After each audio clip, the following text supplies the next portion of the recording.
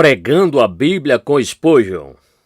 Tema deste sermão: o rosto transfigurado de Cristo.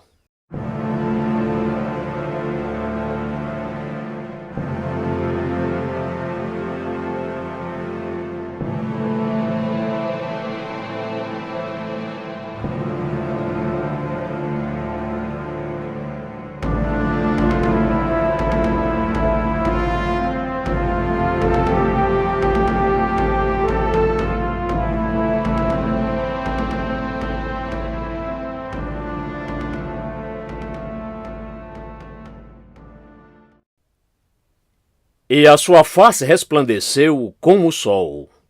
Mateus capítulo 17, versículo 2.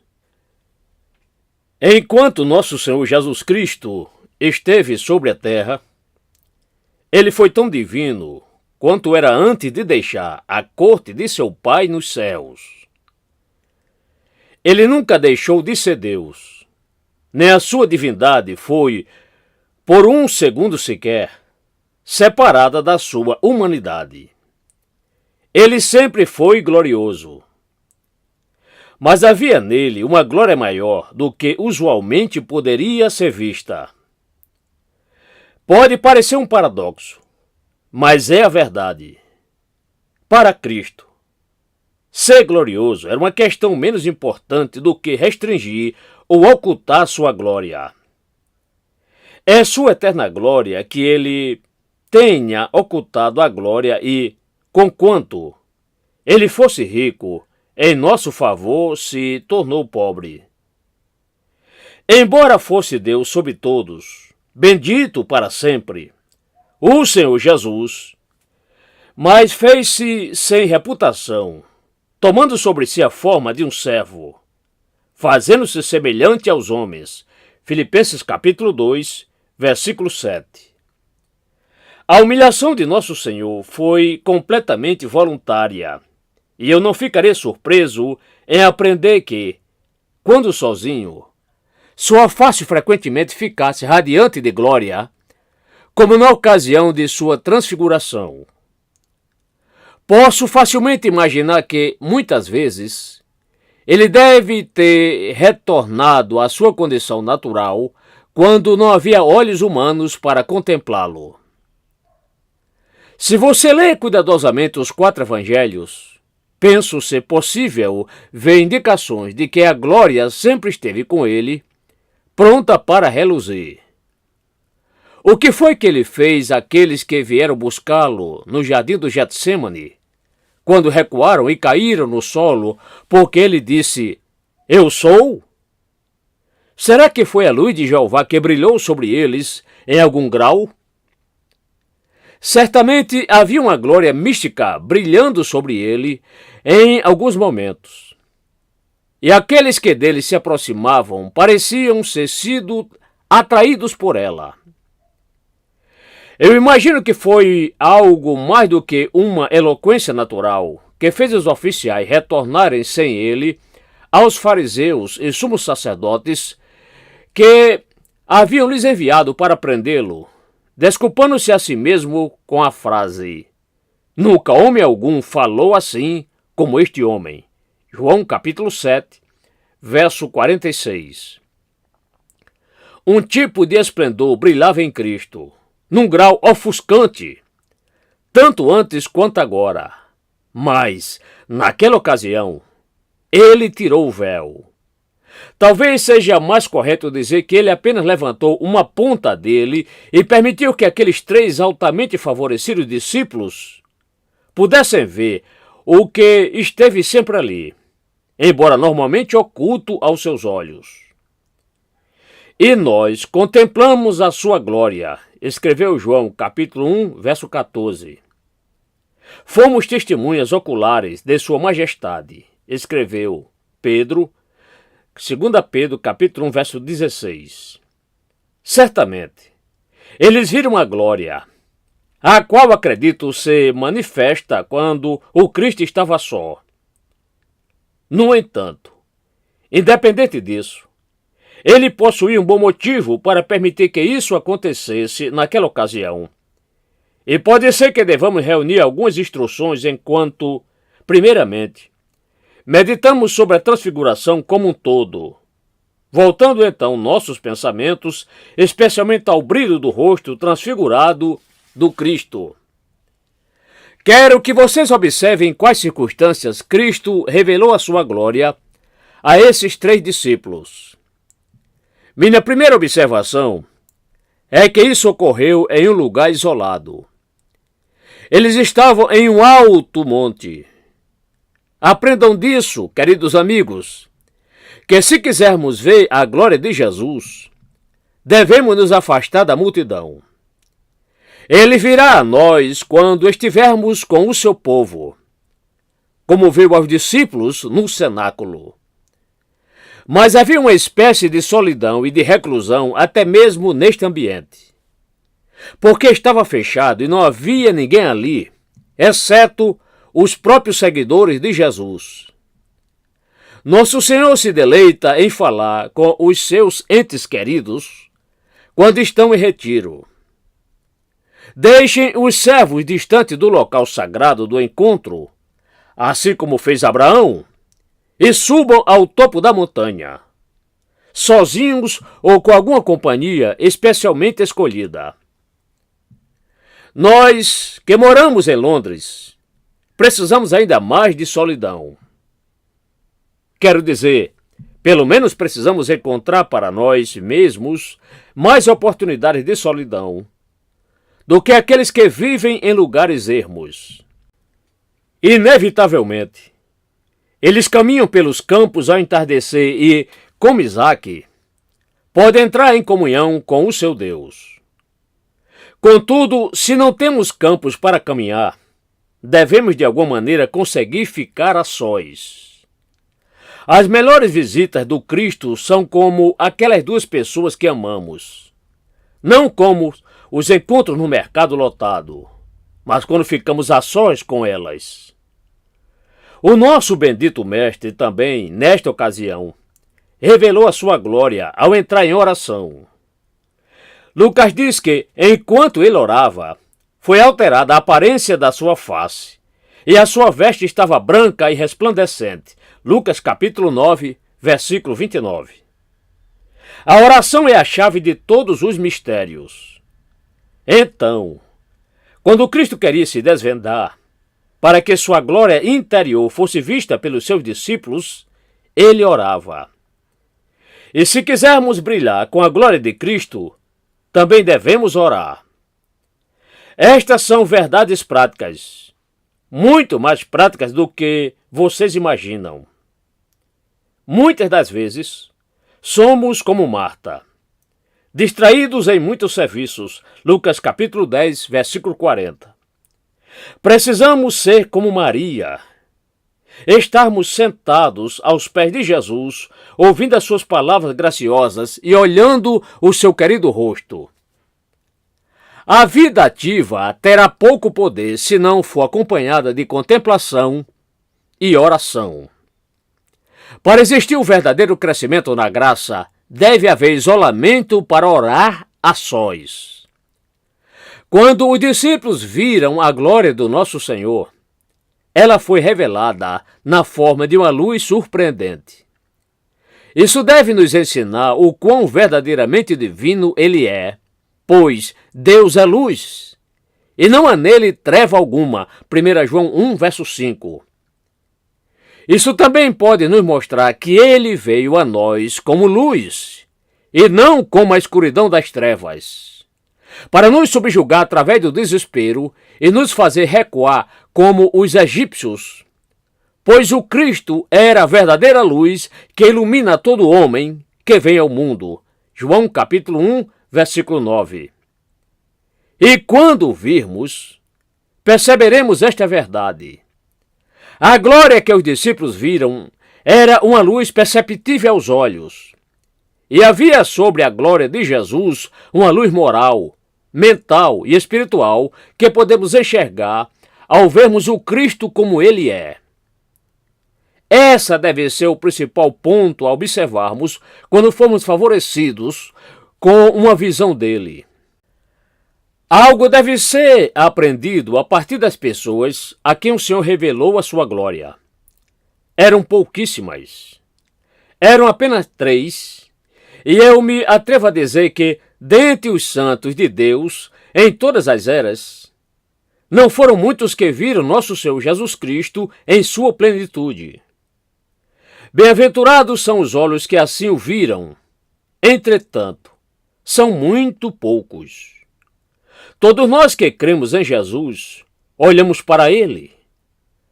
Fomos iluminados e encontramos a salvação através dele. Porém, mesmo dentre nós, há muitos que perderam muitos de seus privilégios legítimos. Eles estão parcialmente cegos e não conseguem enxergar a distância. Pela graça de Deus, eles chegarão bem aos céus, mas terão muitas trevas pelo caminho. São poucos de nós que residem em Cristo no dia a dia, de modo que conseguem vê-lo distintamente, como ele deve ser visto. Devo confessar que vejo alguns dos santos, cujas biografias eu li, que viram ao Senhor muito melhor do que eu. Eu anseio, tenho fome e tenho sede de ver tanto quanto possa ser visto do Cristo deste lado do rio da morte. Porque não deveríamos todos fazer o mesmo? Os olhos foram feitos para ver a luz e os olhos espirituais destinam-se a contemplar o Cristo. Mas eles nunca são usados completamente para seu verdadeiro propósito, a menos quando estão constantemente fixos nele. Quando todas as luzes mais baixas são esquecidas e deixadas para queimar até o final, enquanto ele se torna a única grande luz em que a alma se aquece e alegra. Percebam então vocês, nessa multidão de professores, dos 12 apóstolos, apenas 3 viram a transfiguração de Cristo, apenas uma pequena proporção comparada ao grande grupo de homens e mulheres que naquela época eram discípulos de Jesus. No entanto, esses 3 eram pessoas muito especiais. Alguns dizem que Pedro era um deles porque amava muito ao seu mestre, assim como João era outro, porque o seu mestre lhe amava muito, e que Tiago era o terceiro porque estava prestes a morrer, sendo o primeiro apóstolo ser mártir pela fé em Jesus Cristo. Não penso, contudo, que seja uma boa conclusão a se chegar, pois não devo dizer que Pedro amava mais a Cristo do que João. Pedro tinha o coração aberto, era corajoso e entusiasmado. Para mim, há algo muito amável em Pedro e, em minha opinião, precisamos de mais pessoas iguais a Pedro na igreja de hoje. Por mais que sejam imprudentes e impulsivos, há neles o fogo e o vapor que nos mantém em movimento. Quanto a João, todos vocês podem ver que ele foi o homem cuja cabeça repousava sobre o peito do Cristo. Quem cuidaria tão afetuosamente da mãe do Mestre e quem deveria ver ao Senhor na ilha que é chamada de Pátimos, João capítulo 1, versículo 9, para que o contemplasse mais uma vez em sua glória e pudesse o reconhecer quando ele aparecesse de novo.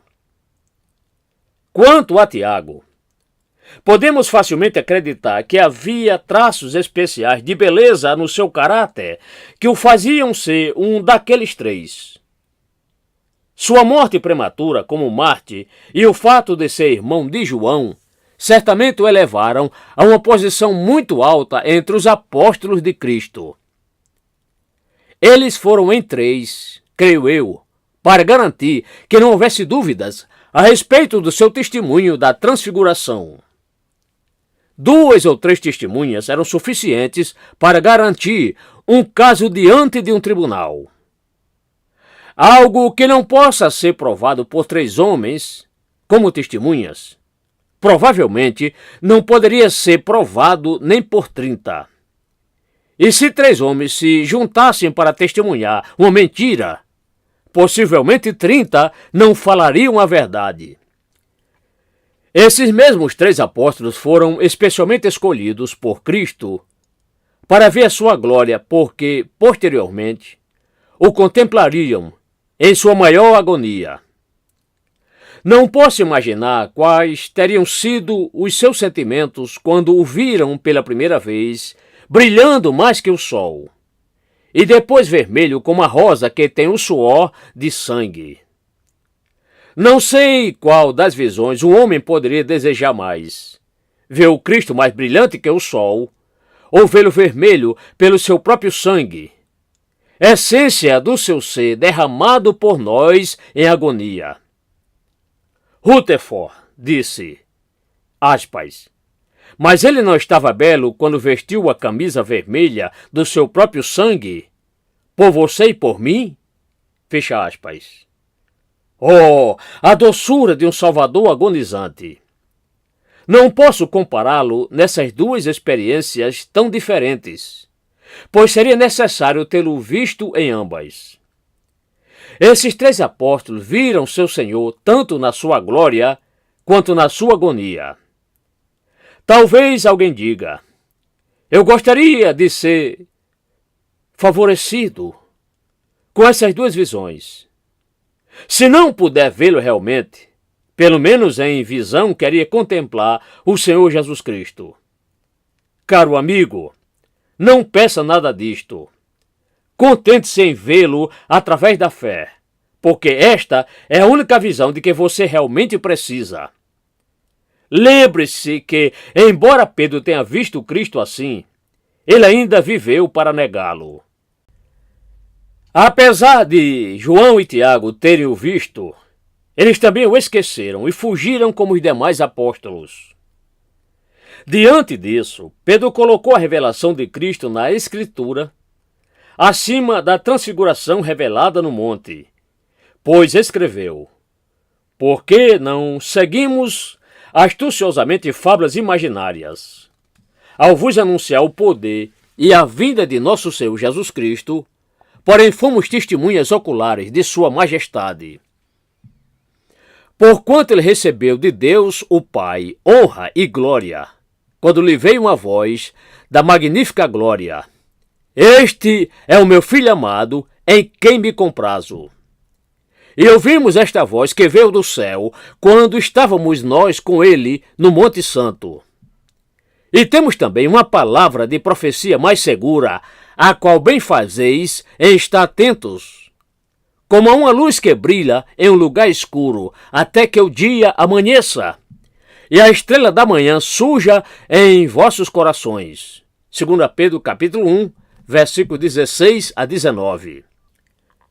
A Sagrada Escritura, aceita pela fé, me dará uma visão melhor de Cristo do que se, no glorioso Tabor, eu escalo, na medida em que, na luz que me guia, a escuridão se esvai de minha vista. Diante disso, é melhor, calmo e tranquilamente, ver o Cristo através das Escrituras, ao invés de desejar contemplá-lo na sua glória ou ainda em sua agonia.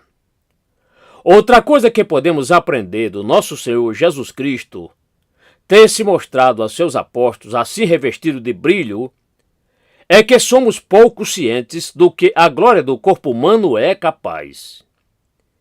Ninguém sabe que belezas que pode rodear esses nossos corpos, pois elas são apenas vis em certos aspectos. Vocês sabem a diferença que há na aparência de um homem quando o seu rosto está iluminado, ou, como dizemos, quando ele está parado e o fotógrafo está tirando o seu retrato. No momento em que ele começa a tirar a capa da câmera, a alma do homem desaparece e o que é registrado não é a sua verdadeira imagem. Contudo, quando ele está cheio de animação, quando está falando sobre algum tema agradável, sua face se ilumina e toda a sua expressão muda. Conheci algumas pessoas que me pareciam ter um brilho especial, algo singular no rosto, quando falam de Cristo. e frequentemente os próprios rostos dos moribundos iluminam-se com esplendor admirável. Como sábios médicos, existe uma espécie de luminosidade que aparece no rosto dos pacientes em determinados estágios de uma doença. É um brilho não desejado, mas nossa carne é capaz de ser maravilhosamente transformada quando é da vontade de Deus que essa mudança seja feita em nós. Devemos nos surpreender de que esses corpos possam se tornar tão leves, tão brilhantes e tão etéreos. Isso aconteceu com o corpo do Cristo e nós, à nossa própria maneira, seremos ressuscitados à semelhança do seu corpo glorioso. E assim como temos portado a imagem do terreno, assim portaremos também a imagem do celestial. 1 Coríntios 15, verso 49. E essa imagem do celeste, que os apóstolos viram no Monte Sagrado, é uma espécie de sinal para nós a evidente possibilidade desses nossos pobres corpos serem vestidos de divino esplendor. Agora quero falar com vocês, ainda que por apenas alguns minutos, sobre o rosto transfigurado do Cristo, na parte em que nosso texto diz: e a sua face resplandeceu como o sol. Primeiro ponto.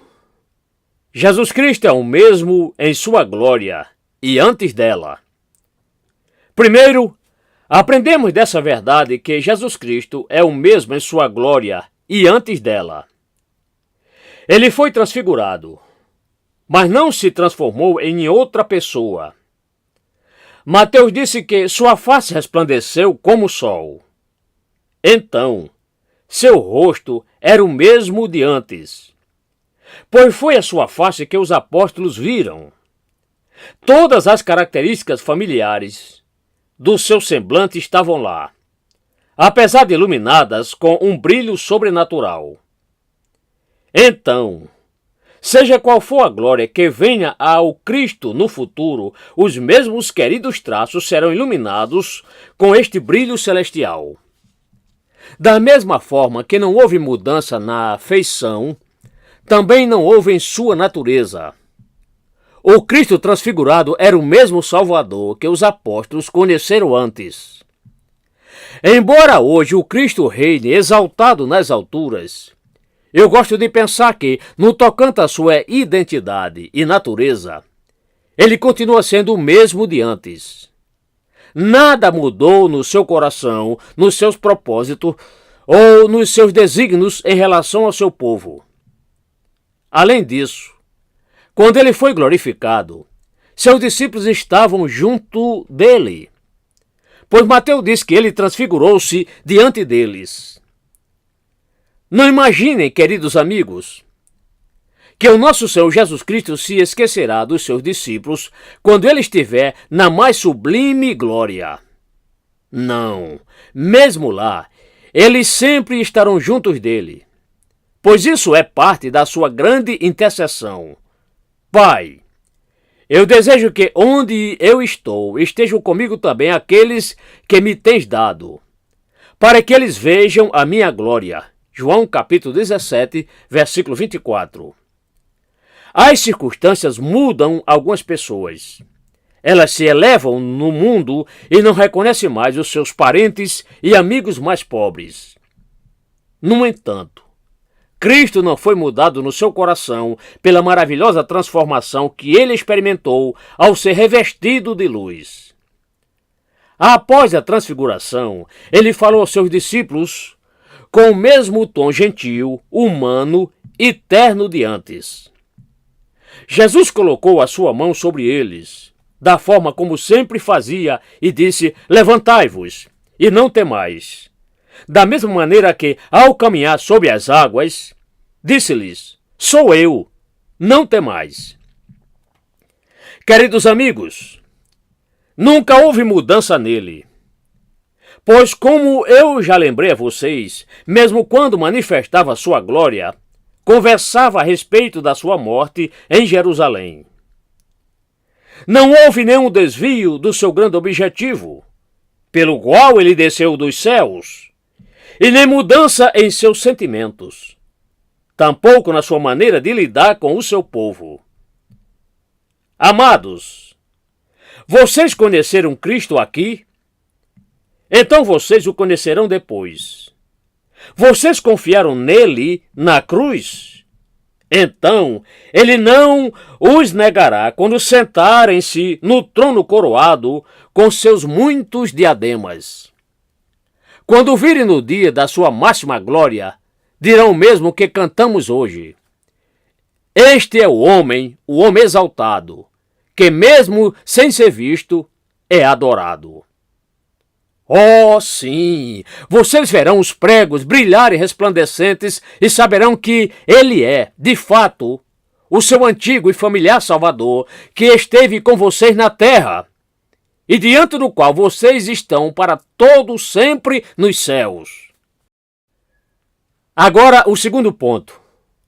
A glória de Cristo supera toda a expressão humana. Nosso texto também nos ensina uma lição, a saber, que a glória de Cristo supera toda a expressão humana. Falamos dela por ter muita potência. Mas poderia algum homem, que seja rápido nos cálculos, calcular para nós a potência da luz do sol? Não, é uma tarefa que ele talvez nunca possa realizar. Porque o sol tem mais luz do que todas as outras luzes juntas.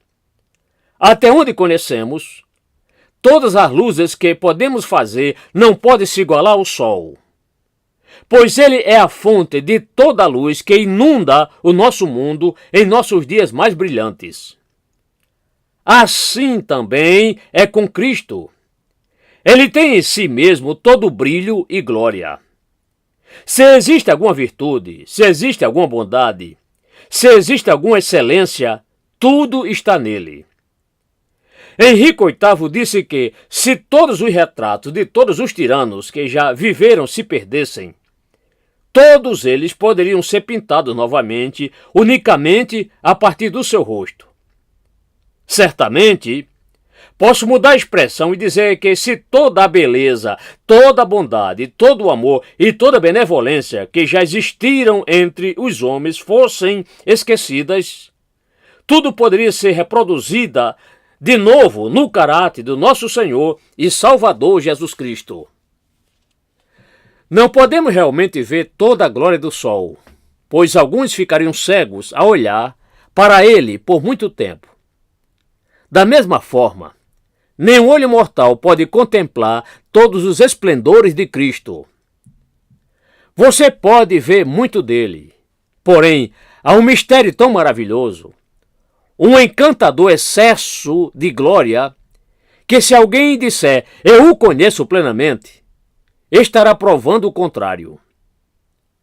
O apóstolo Paulo escreveu na Epístola aos Filipenses, para conhecê-lo, capítulo 3, versículo 10. Ele conhecia Cristo há muitos anos. Eu suponho que Paulo soubesse mais acerca do Cristo com um ano de vida cristã do que a maioria de nós com 20 ou 30 anos de fé.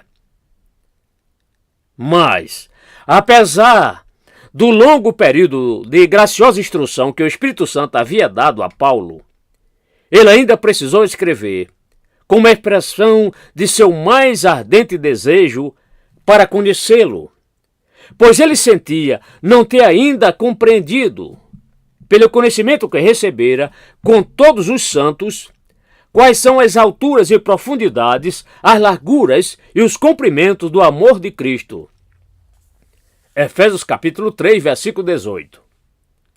Há uma glória inexprimível em meu mestre, e nunca exagerarei ao falar disto. Jamais poderei cometer qualquer excesso ao louvá-lo.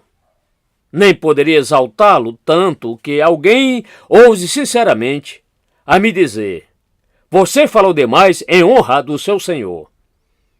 Não, se todas as línguas humanas fossem eloquentes e todos falassem do seu louvor para sempre, e se todas as vozes angelicais se calassem e só falassem quando fosse para engrandecê-lo e louvá-lo, nem todos os louvores combinados chegariam a seus pés, de tão glorioso que ele é.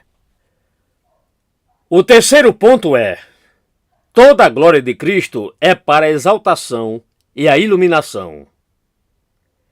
Em terceiro lugar, eu concluo do texto que a glória do Cristo é toda a exaltação e a iluminação. A luz do sol nos revela, assim como o Cristo revela muito para nós. Na sua luz, vemos a luz. Quem conhece a Cristo conhece a Deus, que é luz. A luz do Espírito de Deus é concedida a quem conhece o Cristo. Eles têm uma unção do Santo e sabem de todas as coisas. Cristo trouxe imortalidade à luz através da sua aparição. Ele é realmente um revelador maravilhoso. O Cristo, assim como o sol, é um grande consolador.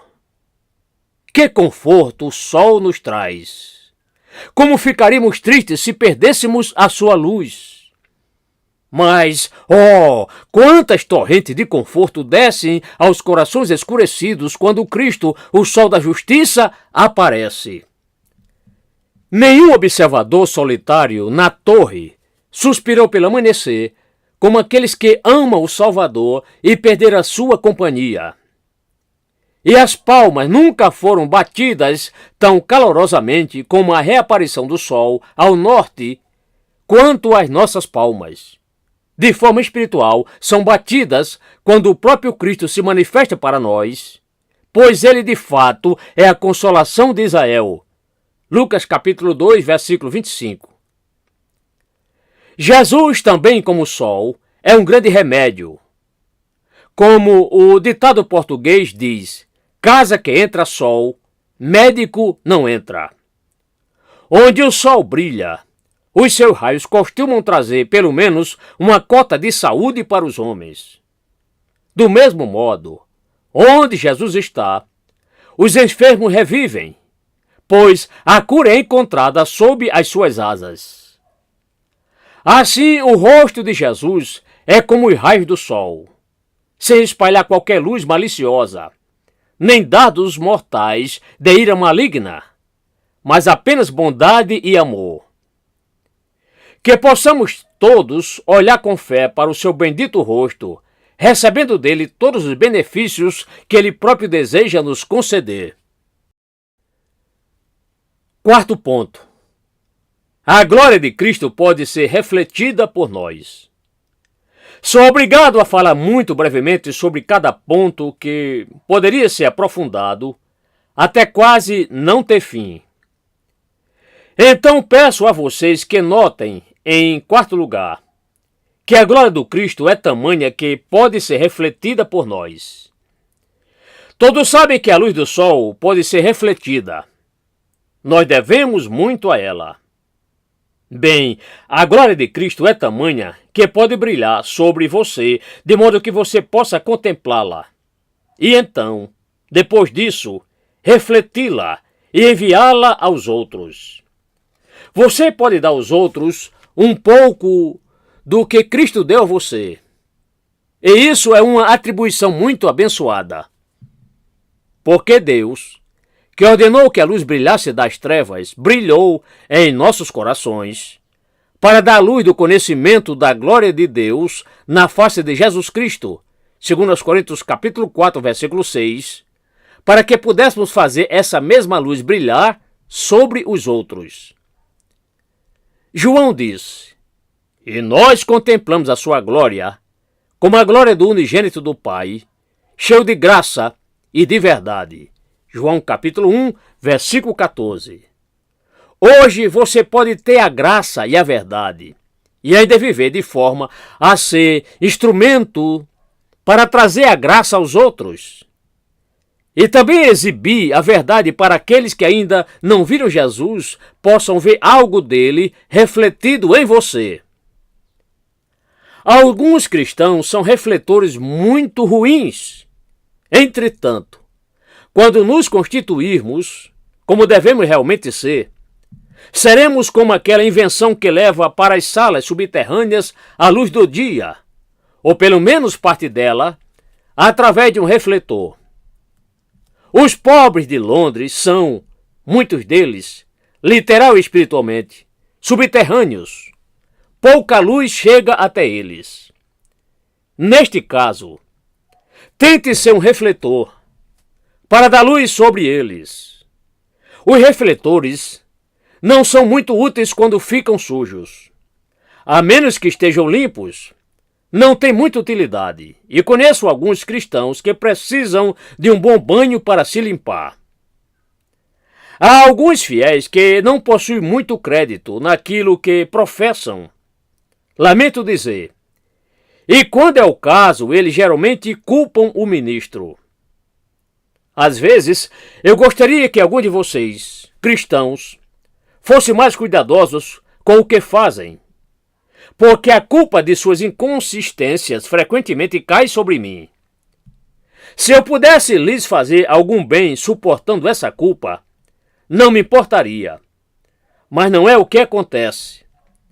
Vocês acabam trazendo descrédito ao nome daqueles que desejam viver para o Senhor da melhor maneira que puderem e que têm defeitos suficientes por si mesmos, sem ter os de todas as outras pessoas injustamente colocados na sua porta. Como dizem os localizadores de falhas, este é um daqueles do povo do Spurgeon. Claro que falam, e são culpados por seus erros, conquanto não seja nem um pouco responsável por eles. Se a ovelha se extraviar porque o pastor não fez o possível para impedi-la de sair, culpe-a. Mas, se ele fez tudo o que podia e a ovelha se desgarrou, de modo que o cão teve de ir atrás dela, não digam que o pastor deveria ter lançado o cão sobre elas.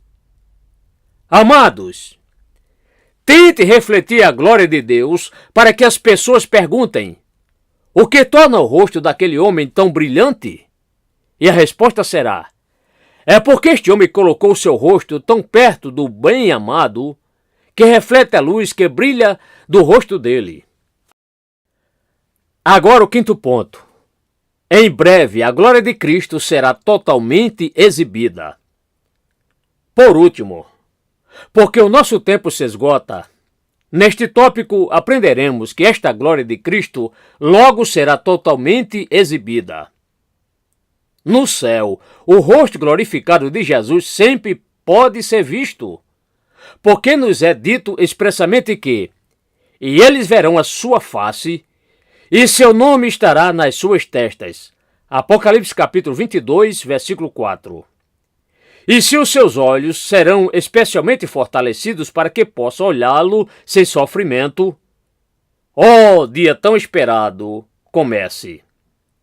Eis o dia em que nós também seremos arrebatados para ver aquele rosto maravilhoso. Os desejos de vocês não os fazem se sentir como um pássaro que quer voar, porém não pode, porque está preso por uma corrente? Então você canta: o meu coração está com ele no seu trono, e mal pode suportar a demora. A cada momento, ouvindo a voz, levante-se e venha embora. Aqueles que contemplam a Cristo na glória, mesmo da categoria mais sublime dos santos, são mais invejados do que todos os reis e príncipes da terra. Certa vez, um me disse a um antigo santo: você não pode ver a face de Deus e viver. E ele respondeu: então deixe-me ver a face de Deus e morrer. Então pensei que seria melhor morrer sem mortes, se pelo menos eu pudesse ver a Cristo. Uma hora com Cristo na glória compensará mais do que uma vida cansativa de trabalho, sofrimento, pobreza ou perseguição. Por muitas vezes, tentei imaginar como seriam os meus 5 minutos com Jesus Cristo no céu, mas em vão tentei imaginar a singularidade e o frescor daquele momento extraordinário, no qual a alma, cheia de espanto, exclamará: não me contaram nem a metade.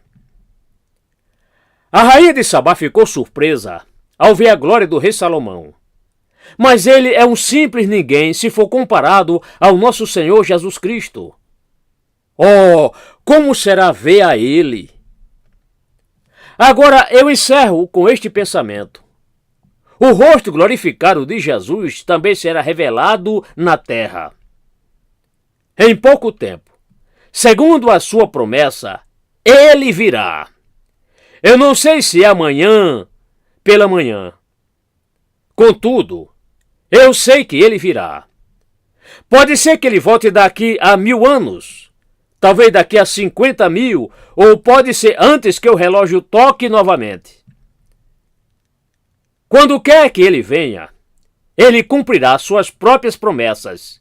Eis que em breve eu venho. Apocalipse capítulo 3, versículo 11. Uma coisa é certa, ele voltará. Da mesma maneira que ele subiu aos céus, ele retornará em sua própria pessoa, entronizado nas nuvens do céu para assegurar o último juízo. Meus ouvintes, vocês estarão lá também, cada um de vocês. Da mesma forma que vocês estão aqui, vocês estarão lá. Quando a terra balançar e o céu tremer, vocês estarão lá. Quando as estrelas estiverem caindo como as folhas de outono, e quando o céu e terra fugirem da sua presença, vocês estarão lá. E, quer vocês o amem ou não, vocês deverão vê-lo, porque todo olho há de vê-lo, e também aqueles que o perfuraram. Apocalipse capítulo 1, verso 7. Vocês estarão prontos para a sua aparição? Não digam que demorará muito até que isso aconteça, porque pode ser que não. Pode ser hoje à noite. E mesmo que demore muito tempo, mesmo assim ele certamente virá. E então, onde vocês vão estar? Se vivem e morrem sem o Salvador, como olharão em sua face? Seus olhos são como fogo que lhes perscruta e arde nas suas próprias almas. Portanto, busque a sua face nesta mesma hora. Ela ainda brilha como o sol. Quando vocês estão fora de casa e o sol brilha, vocês não perguntam onde está o sol? Pois, meus queridos, vocês não podem deixar de percebê-lo. Mas como eu poderia olhar o sol? Meus queridos, ninguém precisa fazer uma pergunta dessas. Basta abrir os olhos e ver. É a coisa mais simples do mundo. Da mesma forma, olhar para Jesus, que é fé, é a coisa mais simples e fácil de ser feita. E esse é o motivo de ser tão difícil para tantas pessoas. Este é outro paradoxo. Se fosse realmente difícil, os homens fariam. Porém, por ser tão fácil, dizem que não podem. Naamã ouviu dos seus servos: se o profeta tivesse te pedido para fazer uma coisa grande, não as teria feito tu? Quanto mais agora que ele te disse: lava-te e fica limpo? Segundo Reis capítulo 5, versículo 13. Portanto, a mensagem que é: olhe e viva. Vocês, homens orgulhosos, querem um sistema de salvação muito mais elaborado. Vocês não querem simplesmente olhar para Jesus Cristo para serem salvos. Mas, se houver uma pobre alma, em qualquer lugar que esteja disposta a ter Cristo por inteiro, poderá tê-lo. E ainda pode tê-lo neste exato momento. Aceite a Ele e que Deus os abençoe. Pelo amor de Cristo. Amém.